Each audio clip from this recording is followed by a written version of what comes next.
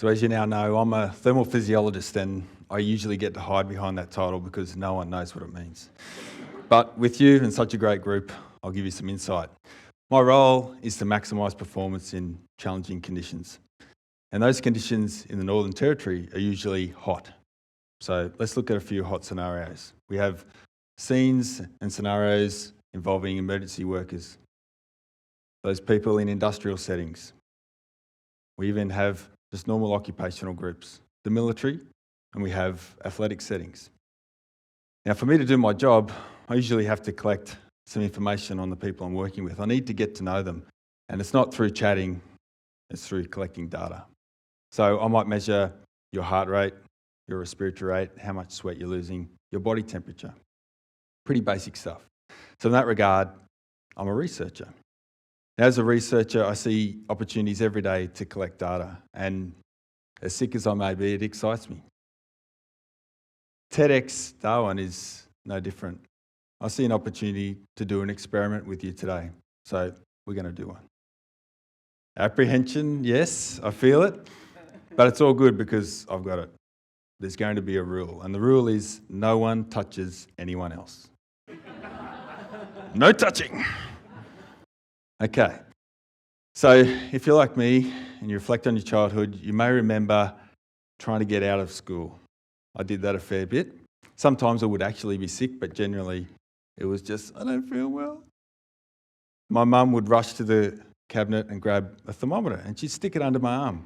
Now, I didn't really get it, but I knew if a high score came out, I was staying home that day. And then sometimes she'd walk away and I'd get that thermometer and I'd rub that thing. Give myself friction burns, but we could get a really high temp. Now, we don't have thermometers here today, so we should all feel relaxed. But we can do an experiment measuring our own body temp. Now, we don't have to do a thermometer, a piece of equipment, a high-tech gadget. We can use our own interpretation of how we feel. So if you just indulge me, let's get you to take your right hand, place under your left arm. But because I'm a researcher, I need to use fancy terms. This is your axilla and your left axilla. And I just want you to feel how warm that is. Okay. And now we're going to repeat that on the right side. So take your left hand, place under your right axilla, and interpret your temperature. Now, is there a difference? Is there a gradient from one side to the other? Is that your dominant side that's warmer, or is it cooler? Okay. Now, sometimes my mum would go and grab that thermometer and put it under my tongue as a backup, just to confirm that I was really sick. And it's quite a hard one to fool. But we can't measure under the tongue temperature. As a researcher, we have to use fancy terms such as sublingual sulcus. I hope you're impressed. I can feel it because that's pretty much all I've got. I'm serious. Google has its limitations, trust me. So, to measure your sublingual sulcus temperature, I want you to swirl your tongue around your mouth. That's it. And then interpret that temp. Now, are you seeing another pattern? Are we getting some proximal to distal gradient? Maybe it's the reverse. That's good. Okay, we're getting somewhere. Now, some of you may know the gold standard in core temperature is rectal temperature. So if you just stand up and take your... Come on. I saw some willing faces, and to those committed people willing to abuse themselves for human performance, I appreciate it, so thank you. So I'm a thermal physiologist, I'm a researcher, but I'm also a dad. And that's the part that I really love. Being a dad rocks. And my work colleagues would explain my love of being a dad through my immaturity, because being a dad means you get to be a kid. They'd comment on my immaturity, but I'd simply say to them, no, you are.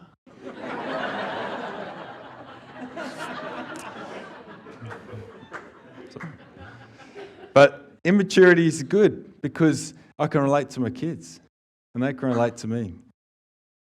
There are other ways we can relate, and they're sometimes through stories, and they love hearing stories, far more than I would have ever anticipated. And there's three key themes that they like to hear about.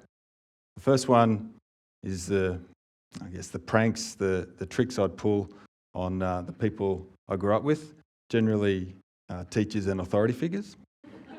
Second were the adventures as a kid you get up to. And when you mixed number 2 with number 1, they were misadventures. But the third one was childhood heroes. And they continually ask about, who are your heroes, Dad? Who did you look up to? And my childhood hero was the Italian stallion, Rocky Balboa. A fictional character. And they're like, come on, Dad, surely. I said, no, he's a fictional character.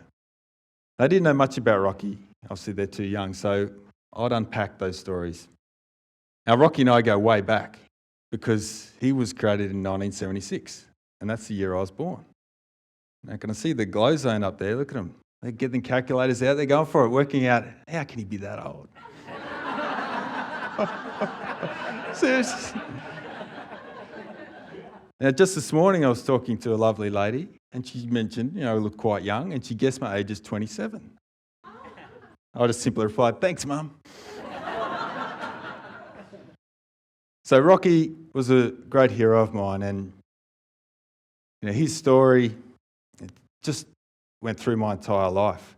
The first Rocky movie was released in 1976, and not only was it popular, it smashed the box office records, yes, but it got critical acclaim. It won Academy Awards.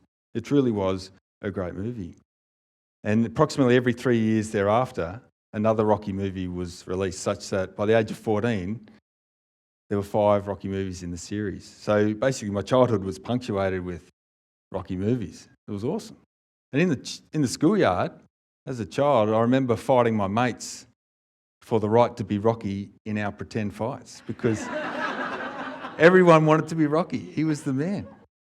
And Rocky just set up on a massive pedestal for me. And then in 2006, after a 16-year hiatus, they bring out another Rocky movie, Rocky Balboa, the 6th and final movie. So, I'm pretty excited. I'm immature. It doesn't take much. So I'm pumped. And so are the kids, because we haven't let them see any of these Rocky movies. Between my wife and I, we decided, no, despite the enthusiasm, it's a little bit violent, there's a bit gory, we'll hold that back. We'll hold them back, and they can see it when they're a bit older. Well, Rocky Balboa, the kids are on it. Come on, Dad, take us to the movies. Now, I was just thinking about myself and how good this Rocky movie was going to be, and after they wanted to go, I thought, well, what if they wreck the Rocky legacy? What if this last movie wrecks it? Would my childhood be for nothing? So, having read a few reviews, we decided we'll take the whole family along. So in we go and we watch Rocky. And we have to say, unbelievable movie. It was fantastic. We shouldn't have worried because it wasn't a movie about violence or boxing. It was about life. And there's one particular scene in Rocky that resonated with me. And I can feel goosebumps already, I'm sorry. Has a big effect on me. So Rocky's a washed-up fighter. He's long retired, and his son is now 20-something years old, and he's starting to just make a little bit of ground in life. He's starting to make a name for himself. Rocky thinks he's got a bit of unfinished business. One more fight. I want to do one more fight. Now, his son's not keen on this idea. His son was vocally opposing Rocky, saying, look, don't do it, Dad. Don't do it. You don't need to do this. I'm just starting to get somewhere in life. I'm starting to come out from your shadow. And then Rocky delivered him a little bit of advice. And he said, life's not all sunshine and rainbows. It's a mean and nasty place, and I don't care how tough you are, it'll beat you to your knees and keep you there permanently if you let it. He said that you, me, or nobody is going to hit as hard as life. But it ain't about how hard you hit. It's about how hard you can get hit and keep moving forward. How much you can take and keep moving forward. Because that's how winning is done. Now, if you know what you're worth, go out and get what you're worth. But you've got to be willing to take those hits. Not point fingers saying you ain't where you want to be because of him or her or anybody. Cowards do that, and that ain't you. You're better than that. Now, in the cinema, my eyes are starting to roll in my head. I was pretty pumped up. I was feeling very inspired. I was looking around, is it just me? Come on!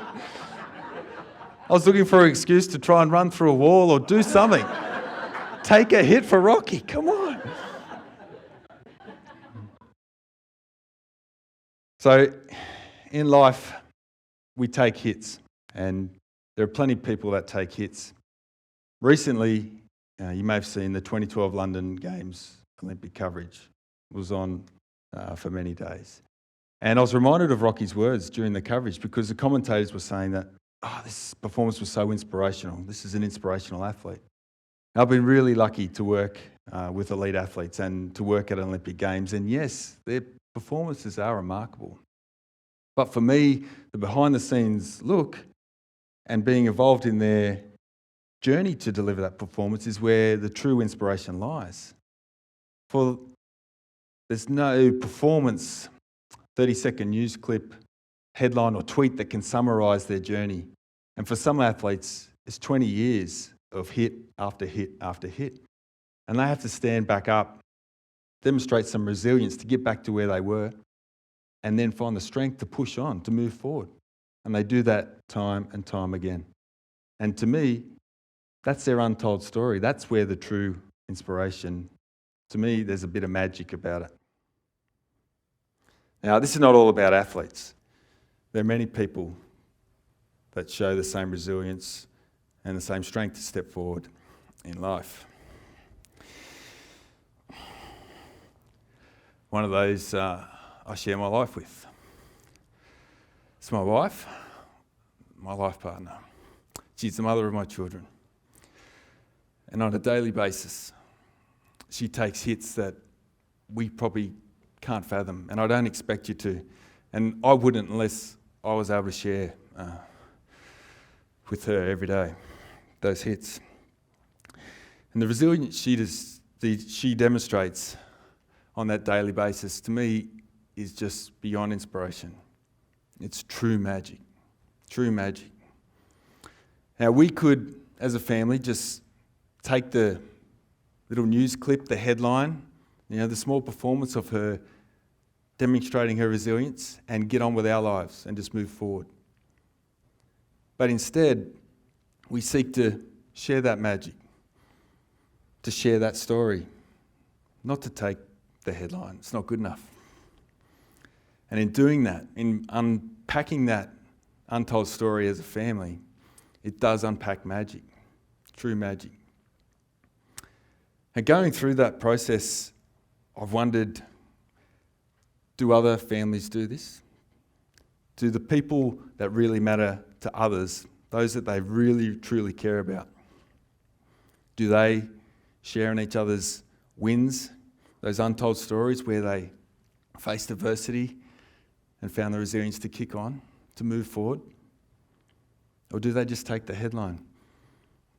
I've thought about it lots, spent a lot of time, and I think it's true that they do, or sometimes do.